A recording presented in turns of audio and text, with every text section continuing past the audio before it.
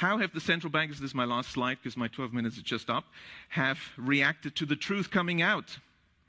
They admit that they've been telling porkies, and now they propose to increase their power.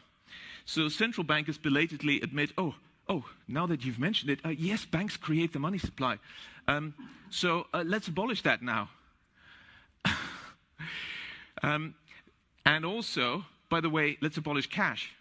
So what should we do? Well, introduce digital cyber currency that central banks issue and control, and thereby gain total control over all economic transactions, decisions, and the whole lot you've just heard from the CEO of the GDI.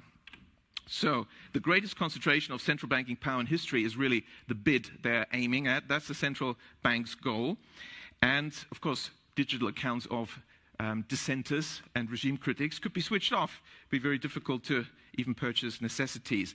So this is an Orwellian dystopia of total control, the end of any freedoms. That's really what central banks are aiming at. Several central banks have, like the Bank of England, already prepared their microchip implant, RFID chip, to be implanted under your skin. And why is there sudden discussion about universal basic income from all the grassroots and inverted commas movements and billionaires? Oh, universal basic income is the bribe for you to accept the microchip. The overarching trend of the 20th century is concentration of power in the hands of the few. That's what we have to keep in mind. We have to work against this.